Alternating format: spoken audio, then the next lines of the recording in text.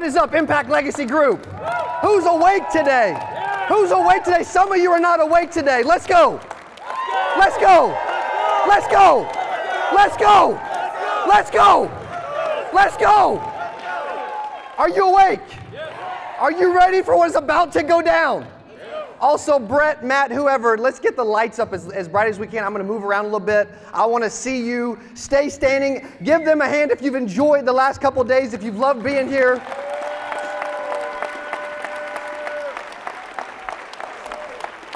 Stay standing. I got some ground rules. Number one, let's act like we got some life about us. This is not church. If one person claps, we all clap. Yes? If you...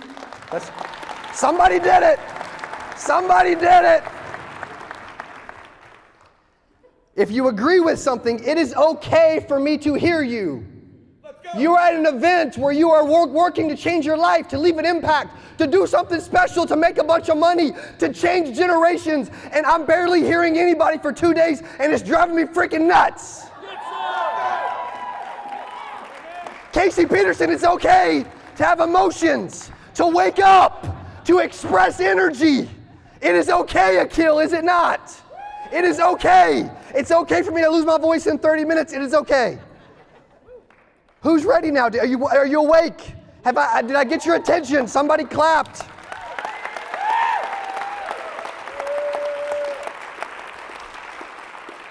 Also, if you take a video or a picture, you absolutely have to tag me. And I'll love you more if you do. So it's okay. Like I go to events and they're like, dude, nobody take out their phone. Like, let's keep it like keep it in your pocket. I go to Nate's event. He's like, turn it off. I'm like, dude, no. We live in a world where I want everyone to see me. Stop hiding.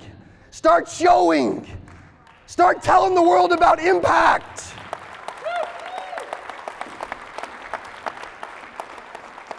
I was talking to Jennifer Harris outside. I said, you know what? We got 300 in the room. I said, you know what's crazy is, man, I can feel something special. I can feel a movement. Instead of 300, why not 3,000? We're going to 3,000. Guess what? We're going to 6,000. Guess what? We're going to 30,000. I can promise you that.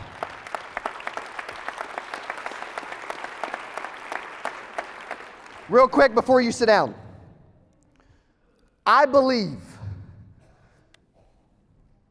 that these individuals, Brian and Patty Askins, have changed our family tree forever.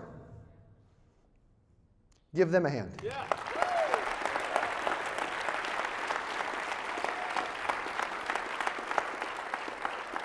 My dad made a decision. I'm going to ask you to make a decision today. He made a decision. He said, I am going to leave generations after me better than I found them. He made a decision. Guess what? That decision has trickled down to me, has it not? Yep. Dude, he was the one. I am the one. You can be the one.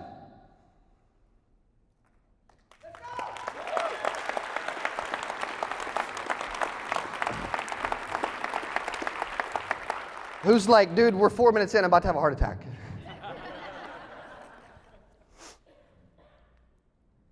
Who's the one, Casey Peterson? There's a lot of you, man. You grew up, your family tree, no one's done anything, nobody's helped anybody, nobody's told you about anything, nobody's made any money, nobody's given to charity, nobody's been able to give to their church, nobody's done any of those things. But I'm telling you what, it can stop now. It can stop with you. You can get to where you can change generations, leave an impact, leave a legacy because you make a decision today. I believe in showing up and reaching my potential and being awake throughout the day. I'm going to share 8 things of how I believe you can become the one. Say, I'm the one. I'm the one. If you don't mean it, don't say it. I'm the one. No, I'm the one. Are you sure you're the one? Because it don't sound like you mean it yet. I'm the one. No, I'm the one. I believe in walking into a room and shifting an atmosphere. That's what I believe. It is really hard for me to sit in a chair for 2 days and not be up here. It's freaking difficult. And I got 24 minutes and 49 seconds to tell you as much as I possibly can about how you can become the one. I may even give away some leads in a few minutes. We'll see. Let's go. Number 1, somebody clapped. Pastor Tyler, I like this new rule that you rolled out of church, man. Somebody claps, we all clap, man. Appreciate you. Okay, my Pastor Tyler and Renee are here. I didn't know they were coming until about 5 minutes ago. They're like, Lauren's like, please stall, they're almost here. I'm like, I'm not introducing me. I don't know what you want me to do. But I love that they're here. I've always wanted to be up here. I've always wanted to build a company, doing a bunch of companies, doing millions of dollars. I've always wanted to get a brand out there, to help millions of people around the world. Like, I'm writing down these things every single day. What are you writing down? Who do you want to become? You know what's interesting is nobody's looking down, nobody's looking on their phones, everybody's got a freaking pen in their hand. Why? Because I got your attention. And that's what should be happening. Number one, wake up with energy. What are people attracted to? What are people attracted to? Energy. Dude, Mike Kaka, they're attracted to energy. Do you walk in a room with energy or do you not? Do you wake up with energy? It's interesting, like Steve Harvey, back when he first joined Amway, like a bajillion years ago, he got a call from his sponsor, John Walker, at 5:30 in the morning. And his sponsor called him, and Steve Harvey's asleep. It's 5:30 in the morning, and he's like, hello? Hey, Steve, it's John Walker, buddy. It's going to be an amazing day. We're going to have a phenomenal day. He's like, dude, it's 5:30, bro. I'm asleep. Day 2. Ring, ring, ring. Yeah, this is Steve. Steve, this is John Walker, buddy. We're having an amazing day. It's going to be phenomenal. You're going to love it. Okay, John. Thank you. Day 3, day 14, day 21, day 37. Every single day for 37 days. On day 38, ring, ring, ring. Hello. John says, Steve, what is wrong with your attitude? He said, I see a lot of potential in you, but you wake up with a bad attitude. And you're not going to do anything big in life waking up with a bad attitude and sleeping in. He said, I believe in you more than you do. And I know you got something special inside of you. And he hangs up. Steve goes through the whole day just upset, right? He's aggravated. He's frustrated. He's like, dude, this dude called me out. What is he doing? I'm unemployed. I got laid off. I'm sort of doing Amway part-time. I'm broke. I don't have a reason to get up. He said the next day, 5:30 in the morning, he said, I was literally sitting up in bed. I was so frustrated with John Walker, my sponsor. Ring, ring, ring, 5:30 in the morning, day 39. Hello, this is Steve Harvey. Steve, this is John. He's like, I know, it's going to be an amazing day. It's going to be phenomenal. I'm with you. I'm committed. I'm there. You woke me up. I want it. What's awesome about that story is Steve Harvey does a morning show into 119 different markets to millions of people, and he speaks to people all around the world every single morning. He says, God turned someone who was lazy and was not a morning person into a morning person, talking and waking people up with energy across the world. Give Steve Harvey a hand. Also, if you're like, dude, I mean, let's be transparent and honest. Who believes that you're not a morning person? Yeah, you're freaking wrong. Because I do not put labels on me. Not anymore. Dude, I am whatever I want to be. I want to be a morning person. I am. I want to be a millionaire. I am. I want to give to charity. I do. I want to lead 50 team members in 2 different buildings to win together and to take care of them. I will. It's interesting. There's who's heard of Andrew Tate around the internet, going everywhere, okay? I'm not saying that I agree with everything he says, okay? So take the message instead of the messenger, okay? He's everywhere. He's going viral, all this stuff. He got arrested in Romania, who cares, right? But here's the moral of the story. He got an email from a young kid, 18 years old, that said, Andrew, I'm depressed, and I want to end my life. He said, I've been told I got depression, and I don't want to live anymore. He said, do me a favor. He said, go to the gym every day for 30 days, and let's see if you still feel the same way you do today. He said, and Update me along the way with what you're doing. Day 1, he went to the gym. Day 2, he went to the gym. Day 5, he went to the gym. Day 7, he went to the gym. Day 14, he emails back in and says, dude, I don't even need a whole month. I got a newfound confidence. I look in the mirror differently. I'm a different person. I don't want to end my life. I'm not depressed. You know what I mean? He's changing as a person. Because someone said, do this, speak this. All the labels in the world drive me nuts because I choose what label the world puts on me. If one claps, we all clap. Here's 8 things I'm doing every single morning that I've been doing for a while. That is 100 push-ups every morning, 10,000 steps a day, 150 grams of protein. I know you can't write it all down. I'll put it on my Instagram story. You can figure it out. Okay. 100 push-ups, 10,000 steps, 150 grams of protein. Write down my goals every morning. 1-minute plank for abs, prayer, cold shower, and I shoot a video every day. I've done push-ups, 100 push-ups a day. Today was the day 130. Why? Because I wasn't happy with my physique. Like, I've always been small. I've always been really skinny. And some of you are like, dude, I'd love to be really skinny. But, dude, I wanted a little bit of muscle, okay? I determine if that happens, though. If you're like, dude, I'm unhappy with who I'm looking at in the mirror, then you have the ability to fix it. You were created to do something big. My pastor about 1.5 years ago at a men's conference said, you know what? Maybe you're just fitting in when you were truly called to stand out. I was called to stand out. I was called to be the one. And I believe each and every one of you were too. Whether you believe it right now or not.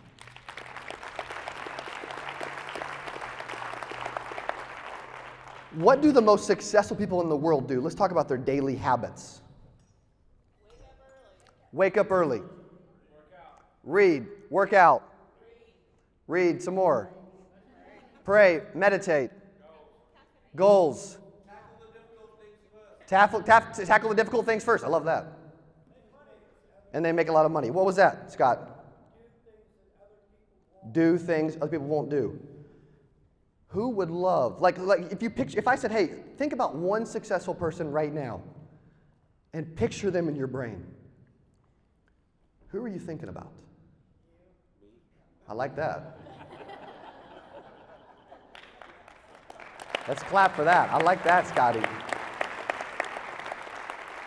You're picturing someone. Did they have to do and currently do a bunch of those things that we just talked about? Yes or yes? And we say we want to be them.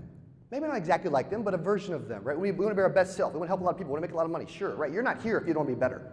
Like, you don't show up and sit through this for 2 days and not want to win and do something big. If that is true, if that's the case, and you're picturing someone, and you're telling me what they're doing to become who they are, but you're not doing what they currently do to become who they are and for you to become better. You know what to do. It's just a matter of doing it. How often are you doing these things? We have the answers. But are we holding ourselves accountable to actually deliver and get results on those answers?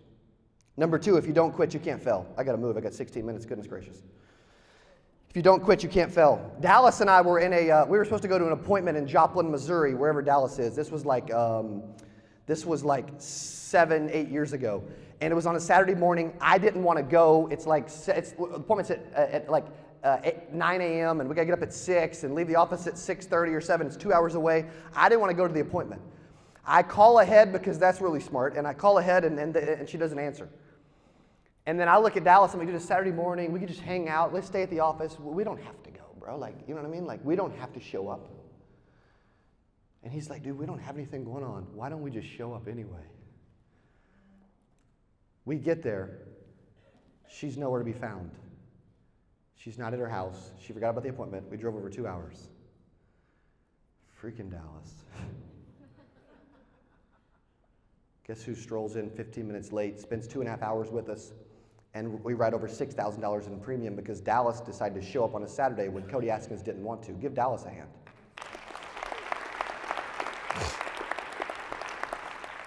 There are objections around you nonstop. And I'm not talking about like, I'm not interested and all that, call me back and all these silly objections that you can 100% stop listening to, by the way, okay, and start freaking ignoring those.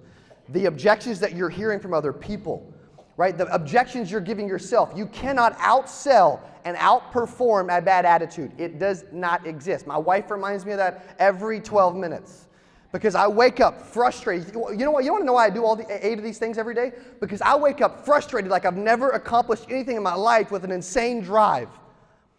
And if I don't get it out, I take it out on everybody else.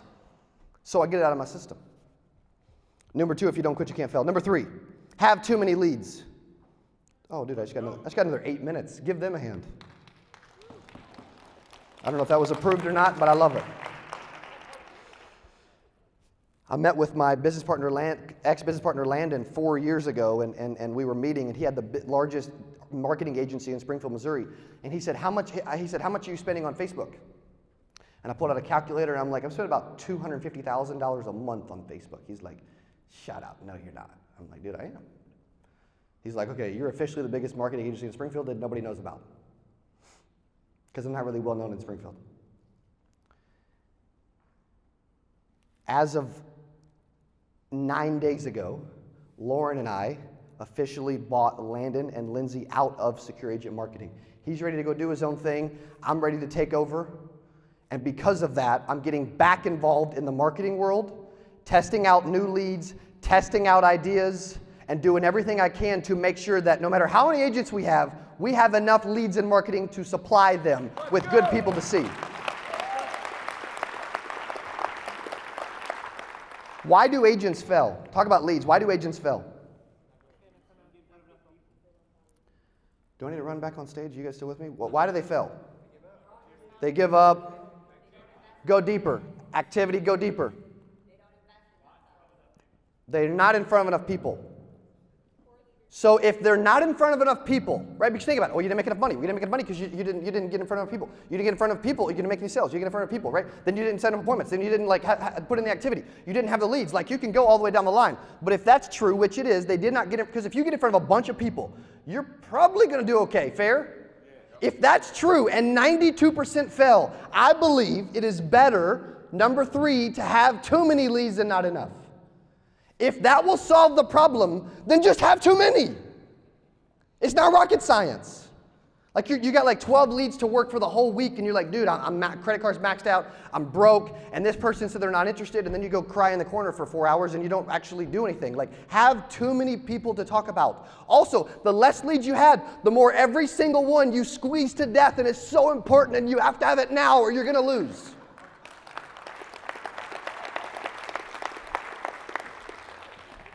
Then why do we not have enough? And because of that, I'm going to give away some test leads.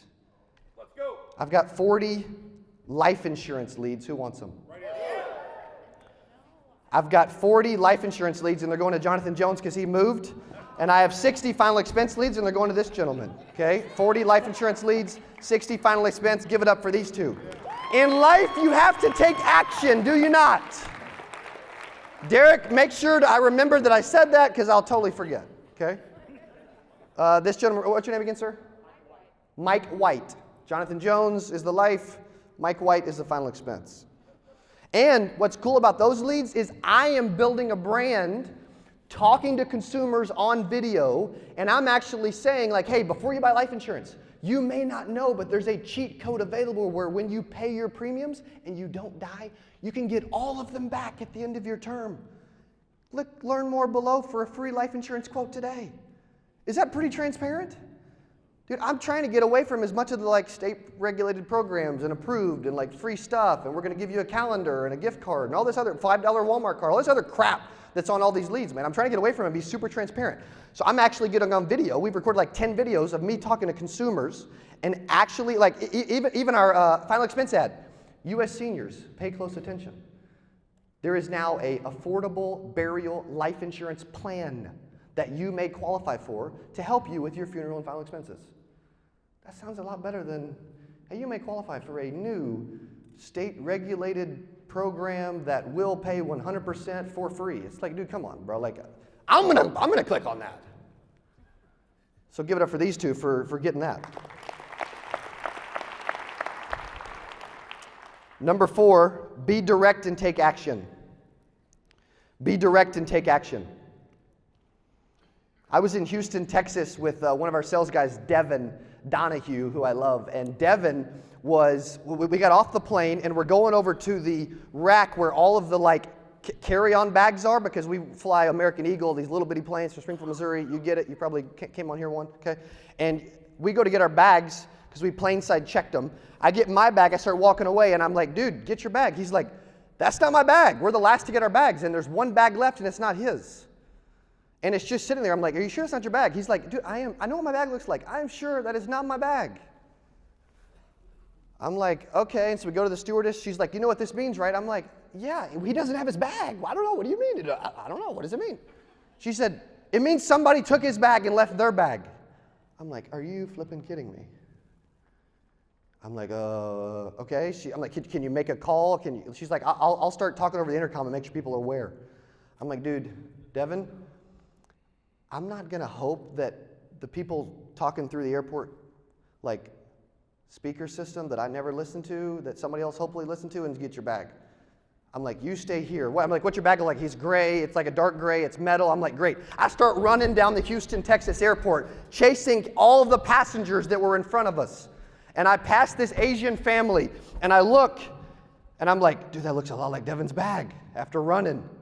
And he's like, they're like, I'm like, are you sure this is your bag? And they're like, we think so. I said, can we be positive maybe? Certain. Would that be okay? And they're like, yeah. I said, can you open it? Yes, that's fine. Whatever, sure. They open it. Oh, this is not our bag. I'm like, I know, because it's back there, and that's Devin's bag. So let's go get your bag and give him his. We go back, and the stewardess says, I'm so glad you took action and ran. She said, because you want to know where that bag was going? Narita, Japan. I'm like, dude, Devin, you were never going to get your bag back. Take some action. Also, when you're selling, a lot of salespeople will say, dude, ask questions, ask, and I get it. Here's the average salesperson. We ask questions the whole time, which is great, but at the end, we ask, would you like to do this today? Are you interested? Can you afford this? What do you think? And just some dumb questions, really. Great salespeople, they ask the whole time, and then at the very end, they stop asking and they start telling. Do you not? Yeah, but nobody ever trains on this. It's so simple. Ask a bunch of questions at the end. This is what you wanted. I'm going to help you get it. Cool? Just keep it simple and tell them what they are doing. People love to be led, right? I love it when I go to a restaurant. I'm like, hey, what's the best thing on the menu? They're like, I don't know. I'm like, why am I eating here then? Right? People like to be led. Tell them.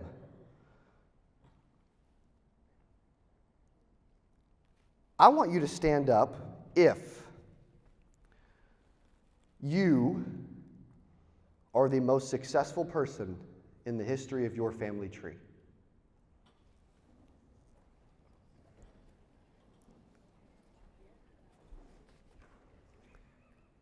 Give them a hand for being that.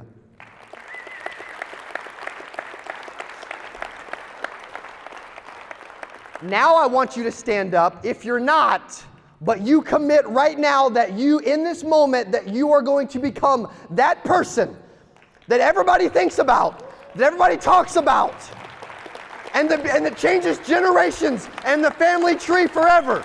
And what's interesting about this is there's still going to be people that sit down. There's still going to be people that don't stand up. Like Letitia earlier is asking all these people to stand up, and most of you sit up. And she gets to the last question, and I'm like, there's two people sitting down. She's like, and if you're going to change generations forever, and a couple people stand up, and then there's others that don't. Earlier, if you didn't stand or raise your hand when she asked you that, shame on you. And that's the problem for your life. Because you don't believe it, and you're not committing.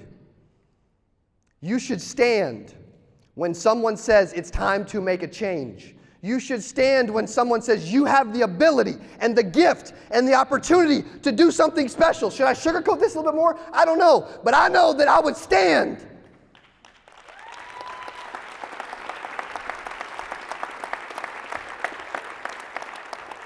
I'm the one. I'm the one. I'm the one. No, I'm the one. Now sit down so I can finish. Let's go. You guys fired up a little bit? I got your attention today, yes? Dude, I walked into an event in Vegas with Brad Lee the other day, and I'm on like the far left of a graphic with 9 speakers over in the corner where you can't even see me. Like, nobody in the room knows who I am, and I get on stage and I said, dude, none of you know who I am? I said, but I will leave here and you will say, that was the best cat on stage and I never even knew he existed. Dude, why not? And you can do it in a humble way. Like, dude, I wouldn't be here without my parents. I wouldn't be here without my beautiful, amazing wife correcting me and slapping me around all the time. Give it up for her.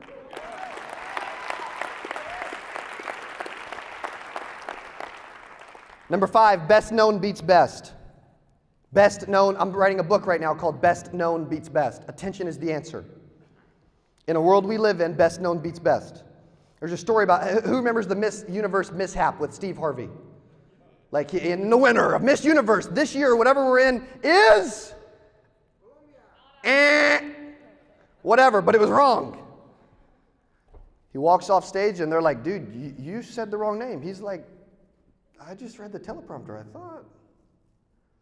They're like, oh, don't worry about it. We'll clear up in the papers tomorrow. He's like, are you kidding me? There's a woman out there with a crown on her head as Miss Universe, and we're going to let her think she's Miss Universe 24 hours? He said, that's wrong.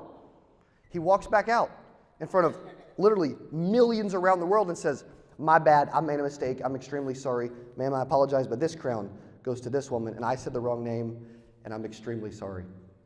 He didn't blame anybody. He accepted responsibility. And he took all the blame, really, and do what was right in the moment. You know what's interesting about that is he got kicked off of Miss Universe. He was never going to be allowed back. Sponsors were like deleting him and not paying him anymore and canceling his contracts. Guess who owns Miss Universe today? Steve Harvey. Also, after that mishap, his name, Steve Harvey, was Googled 4 billion times in the next 72 hours. Was it a mistake? Was it terrible? You would think it's terrible for his brand. Now, I'm not saying to go announce Miss Universe or like trip down the stairs or like, whatever, but like, dude, best known beats best. Attention is the answer. Did it help his brand? Yes. Did he hate that it happened? Yes. But he made the best of it. On YouTube, we've been committed to getting attention, man. Like, I got a mic on me all the time. I've got a camera on my face. I'm recording stuff before I'm walking out here. We put up 2,400 videos. We're about to hit 100,000 subscribers. Last year, we were in Puerto Rico. Because of all the YouTube stuff we do, we were recognized 3 different times in a different country because of just meeting random insurance agents around the world. Simply because we've committed to getting known. Can we help more people if we're known? Can you do more for your family when you become known? Then why are you so worried about what other people think when you shoot a flippin' video? It's like, no, but they're going to hate on me, Akil. They're going to make fun of me. Dude, nobody gets more hate in the interest industry than Cody Askins. Thank you. Dude, best known beats best. Am I committed to having the right heart, the right head, and doing the right thing no matter what anybody else says? Yes. Also, too, when I took over our marketing company, I had a State of the Union with everybody, and I got everybody together. And I said, I don't care what anybody else says about us. In any way, we are never going to respond. How often do you see me ever respond to these silly things in Facebook groups and comments on posts and ads and emails, all this stupid stuff, right? Dude, never. It's dumb to respond. You know what's funny about that? Psychologically, they think that you didn't see it, and then it starts messing with their head like, what, are they that busy, or do they not care, or do they even see it? Like, dude, it starts playing with their mind, which is why I never respond, ever. I don't care what it is, I don't respond. Now, is that difficult? Oh my gosh, you better believe it, because I see that and I'm like, all right, can't do anything about it. Go about our day. And it bothers me less now than it used to. And it'll be the same for you. Number 6, copy what works. Back in 2010, I was at Baptist Bible College. This isn't a great thing to say, but I'll say it anyway. Okay, I'll tell it myself. Back in 2010, I was at Baptist Bible College. I was in English class, and the professor was Steve Dowell, and he had me go to his office one day after class, and we go to his office. He lays my paper down and says, "You are now kicked out of this class for plagiarizing your paper." Now, that's not a proud moment of mine. You can't plagiarize in college, but you can plagiarize in business. Dude, you can. Like, I see somebody do something good, I'm like, I'm doing that. I mean, I get plagiarized like every 14 seconds in our industry. Phenomenal, right? Like you are supposed to do what works. We're doing panels and breakouts, and they're like, I do this, I spend this, I do this. And I'm like, why aren't we just doing that? Like it's working. Copy what works. Habakkuk 2:2 says, write the vision, make it plain so those that read it can run towards it. What is the vision? Is it plain? Are you running towards it? Is your team running towards it? Here's a little hack. I'll give you a little hack. I got 9 minutes. Goodness gracious, I got to hurry, okay? But I don't need any more time. I'm good, okay? But go, if you pull out your phone and go to YouTube and look up how to sell life insurance. I'll give you a quick hack really quick for content, YouTube video. This will surprise you. I rarely ever give this away unless it's like a consulting session, but dude, I'm going to give it away because I love you guys, okay? Why not? You look up how to sell life insurance. If you scroll to the video of me with my hands on my head with my mouth open like, and it is how to sell life insurance dash amazing. It's a couple videos down. It's got 110,000 views in 3 years. Yes, some of you are seeing this, yes? Okay. 110,000 views in 3 years. The one right above it on my phone or right below it, whichever way you look, is how to sell life insurance dash amazing, 927,000 views 8 years ago. And it's got all amazing in all caps and an exclamation point. Guess what I did? I copied what worked.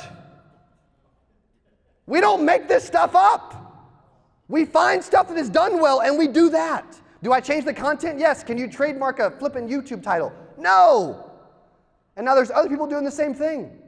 Dude, if you want to speak to consumers, find the top 100 videos that haven't been ads, actually have likes, actually have comments, and go do those. Why? Because what it tells you is they're being searched and found. That's phenomenal. And they're being clicked on. Only thing that matters, the content does not matter yet until somebody finds it and clicks on it. You could be the worst person in the world on video, like me back in 2015, but people found it and they clicked on it, and then I got better. Like, don't go back and watch the old videos from December 29th, 2015, where I'm like in a squeaky chair with a gray sweater on and like a nothing on my walls in an office, and a shelf and like notes, and a phone's crooked, and I'm like saying 42 times, and I'm reshooting the video 1,200 times. Like no. Like, but I started. And I continued, and I tuned out the noise. Copy what works. Is that helpful? A little YouTube hack for you, yes? Somebody clapped. We're not going to break our rules now. Number 7 is details delay. Details delay. There's a story about the Spirit of St. Louis where Charles Lindbergh took the first nonstop solo flight from New York to Paris. And it took him 33 hours. He was going 130 miles an hour. He did not have anything to look at, didn't have a phone. It was back in 1927. He goes for 33 hours over the Atlantic, I think it is, I'm from Arkansas in Christian school, Atlantic Ocean from New York to Paris, okay?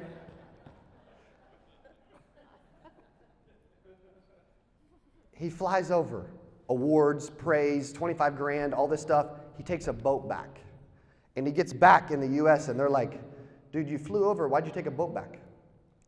He said, because if I would have known the ocean and the world was that vast, I would have never took the flight to begin with.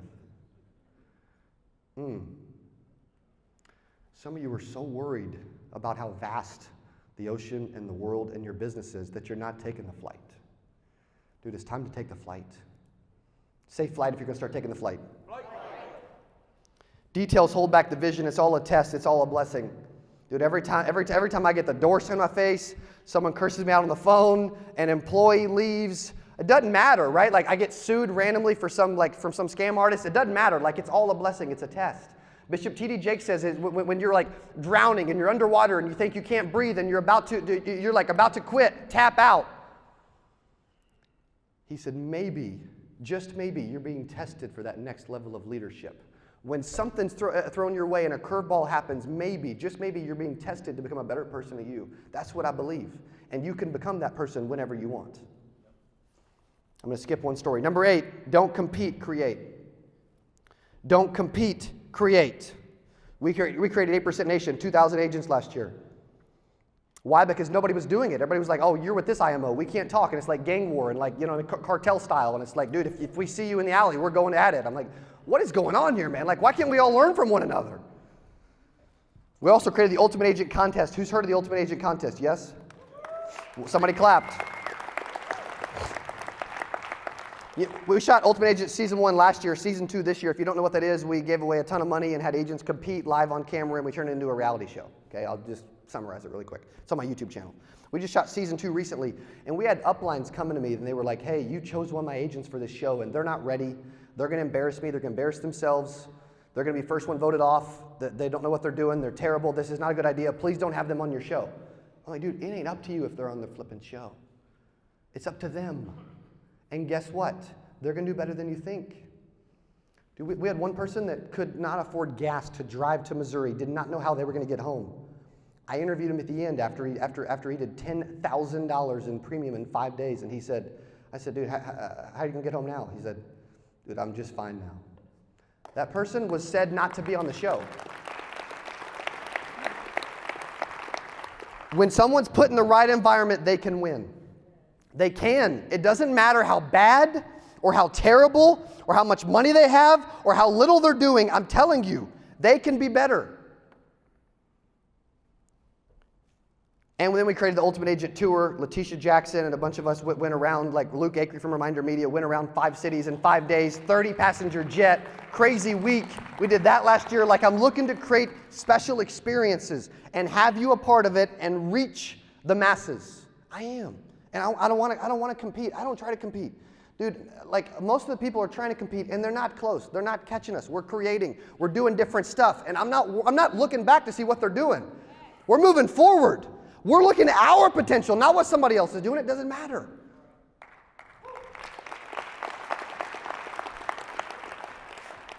I love this story. I'll finish with this. One day as a small child, Thomas Edison came home, and he gave a paper to his mother. He told her, my teacher gave me this paper and told me to only give it to my mom. His mother's eyes were tearful as she read the letter out loud to her child. Your son is a genius. This school is too small for him, and he doesn't have enough good teachers to train him. Please teach him yourself.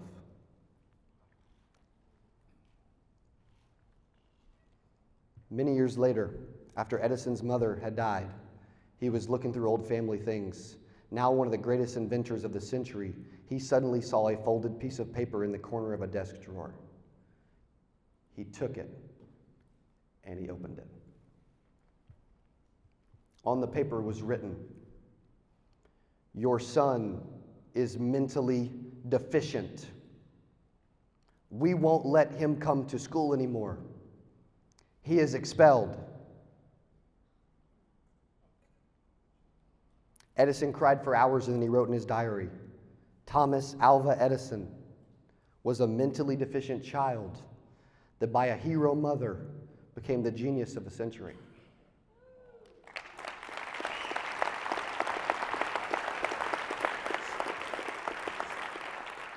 His mother did not listen to labels. His mother determined what happened in his life. It did not matter what the school thought, what the teacher thought, people in the community thought, other family thought, other friends thought. She said, you can determine your life.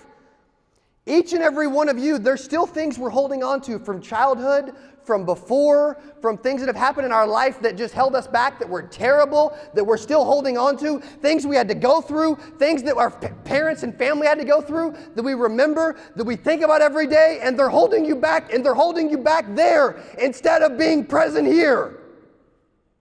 You determine who you become.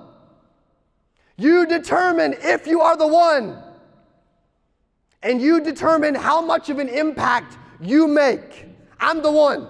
I'm the one. Stand up if you mean it. I'm the one. I'm the one. No, Akil, I'm the one. No, I'm the one. I'm the one. I'm the one. I'm the one. I'm the one. Are you the one? It doesn't matter what happens. You determine what you do from here on out. Impact is special. You are special. We love you. We appreciate you. And thank you for hanging out with me for 36 minutes. Hey, if you enjoyed this, I got another one you're going to love. It's right there. Click on it. See you in there. Special guest today. I'm telling you, you don't want to miss this. I got a couple special things for you today as well. From Woodland Hills, California, with Gaspar Insurance Services, and a brand new book literally launching right now. Please welcome